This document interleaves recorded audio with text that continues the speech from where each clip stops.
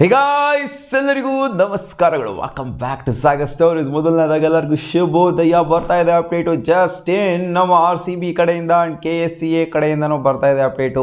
RCB ಮ್ಯಾಚ್ನ tickets ಎಲ್ಲರೂ release ಮಾಡಿದ್ರು ಕೂಡ ಏನಕ್ಕೆ ಇವ್ರು ಮಾತ್ರ ರಿಲೀಸ್ ಮಾಡಿಲ್ಲ? ಅದು ಇನಾಗರಲ್ ಮ್ಯಾಚ್ ಇವ್ರದೇ ಇಟ್ಕೊಂಡು ಇವ್ರಾಗಿ ರಿಲೀಸ್ ಮಾಡಿಲ್ಲ. ಯಾವಾಗೋ ಇರೋ ಮ್ಯಾಚ್ಗಳನ್ನೆಲ್ಲ ರಿಲೀಸ್ ಮಾಡ್ಕೊಂಡು ಕೂತ್ಕೊಂಡವ್ರೆ ಬೇರೆ ಫ್ರಾಂಚೈಸಿಗಳು. ಇವ್ರು ಓಪನಿಂಗ್ ಮ್ಯಾಚ್ ಯಾಕೆ ರಿಲೀಸ್ ಮಾಡಿಲ್ಲ ಅಂತ ನೋಡ್ತು ಅಂತ ಅಂದರೆ, ಕ್ಲೋಸಾಗಿ ಮಾನಿಟರ್ ಮಾಡ್ತು ಅಂತ ಅಂದರೆ, ಇವ್ರು ಕೊಟ್ಟಿರೋಂಥ ಸ್ಟೇಟ್ಮೆಂಟ್ನ ಈಚೆ ಕಡೆ ಪಾಸ್ ಮಾಡಿಬಿಟ್ಟಿದ್ದಾರೆ KSCA ಅವರು. ಏನಕ್ಕೆ ಡಿಲೇ ಆಗ್ತಾ ಇದೆ ಅಂತ RCB ಮ್ಯಾಚ್ನ ಟಿಕೆಟು. ಸೊ ಈ ವಿಚಾರಕ್ಕೆ ಮಾತ್ರ ಡಿಲೇ ಆಗ್ತದಂತೆ, ಬೇರೆ ವಿಚಾರಕ್ಕೆ ಅಲ್ವಂತೆ. ಏನಕ್ಕೆ ಅಂತಂದರೆ, RCB ಈ ಸಲ ಇಂಟಿಗ್ರೇಟ್ ಮಾಡ್ಕೊಂಡ್ಬಿಟ್ಟಿದೆ, ಒಂಥರ ಕೊಲಾಬ್ರೇಟ್ ಮಾಡ್ಕೊಂಡಿದೆ BMRCL ಜೊತೆಗೆ, ಬೆಂಗಳೂರು ಮೆಟ್ರೋ ಜೊತೆಗೆ. ಯಾಕಂತಂದರೆ ಒಂದು ಇನಿಷಿಯೇಟಿವ್ನ ತೊಗೊಂಡಿದೆ. ಸಿಕ್ಕಾಪಟ್ಟೆ ಒಂದು ಟ್ರಾಫಿಕ್ನ ಅಲ್ಲಿ ಆ ಒಂದು ಸ್ಟೇಡಿಯಂ ಸುತ್ತಮುತ್ತ ಮಾಡೋದು ಬೇಡ, ಅಂದರೆ ವೆಹಿಕಲ್ಗಳು ಜಾಸ್ತಿ, ಇನ್ ಕೇಸ್ ಏನಾದ್ರು ಮೆಟ್ರೋ ಕೊಟ್ಟಿಲ್ಲ, ಟಿಕೆಟ್ ಕೊಟ್ಟಿಲ್ಲ ಅಂತಂದರೆ ಖಂಡಿತ ಆಬ್ವಿಯಸ್ಲಿ ಜಾಸ್ತಿ ಕ್ರೌಡ್ ಆಗೇ ಆಗುತ್ತೆ. ಬಟ್ ಒಂದು ವೆಹಿಕಲ್ ಪಾಪ್ಯುಲೇಷನ್ ಅನ್ನೋದು, ಟ್ರಾಫಿಕ್ ಅನ್ನೋದು ಜಾಸ್ತಿ ಆಗುತ್ತೆ. ಸೊ ಅದನ್ನು ಸ್ವಲ್ಪ ರೆಡ್ಯೂಸ್ ಮಾಡೋಣ ಅಂತ, ಸ್ವಲ್ಪ ಏನು ಜಾಸ್ತಿ ರೆಡ್ಯೂಸ್ ಮಾಡೋಣ ಅಂತ BMRCL ಜೊತೆಗೆ ಟ್ಯಾಗ್ ಮಾಡಿಕೊಂಡು ಇವರು ಅದೇ ಫ್ರೀ ಟಿಕೆಟ್ಸ್ ಅನ್ನೋ ಒಂದು, ಅಂದರೆ ಕಾಂಪ್ಲಿಮೆಂಟ್ರಿ ಟಿಕೆಟ್ಸ್ ಅಂತ ಹೇಳಬೇಕು. ಫ್ರೀ ಏನು ಬರೋದಿಲ್ಲ, ಎಲ್ಲ ಇಂಟಿಗ್ರೇಟೇ ಆಗಿರುತ್ತೆ. ಟಿಕೆಟ್ ಒಳಗಡೆ ಇಂಟಿಗ್ರೇಟ್ ಆಗಿರುತ್ತೆ. ಫ್ರೀ ಯಾರು ಏನೂ ಕೊಡೋದಿಲ್ಲ. BMRCLಗೂ ಕೂಡ ಇವ್ರು ದುಡ್ಡು ಕೊಡಬೇಕು, ಏನಲ್ಲೇನು ಫ್ರೀ ಬಿಟ್ಬಿಡೋದಿಲ್ಲ ಅವ್ರೂ ಕೂಡ.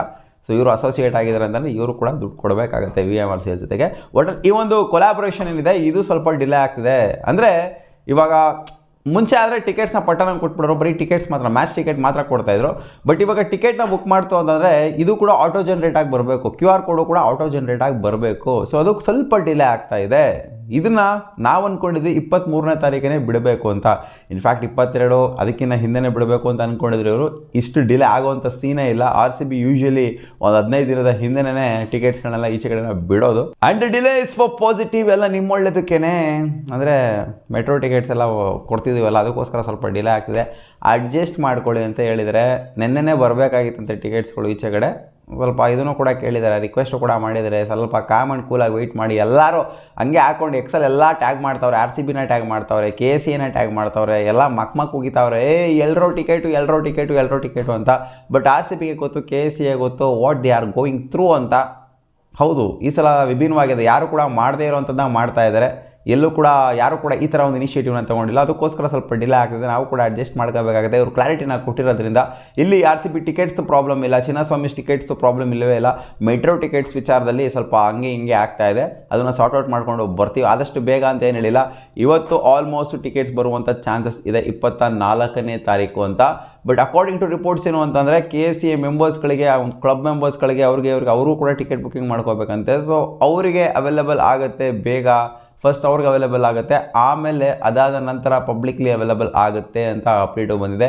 ಇವತ್ತು ಮೋಸ್ಟ್ ಪ್ರಾಬಬ್ಲಿ KSCA ಮೆಂಬರ್ಸ್ಗಳಿಗೆ ಮತ್ತು ಕ್ಲಬ್ ಮೆಂಬರ್ಸ್ ಇವರೆಲ್ಲ ಇರ್ತಾರಲ್ಲ, ಅವರಿಗೆ ಅವೈಲೇಬಲ್ ಆಗುತ್ತೆ ಅಂತ ಕಾಣಿಸುತ್ತೆ.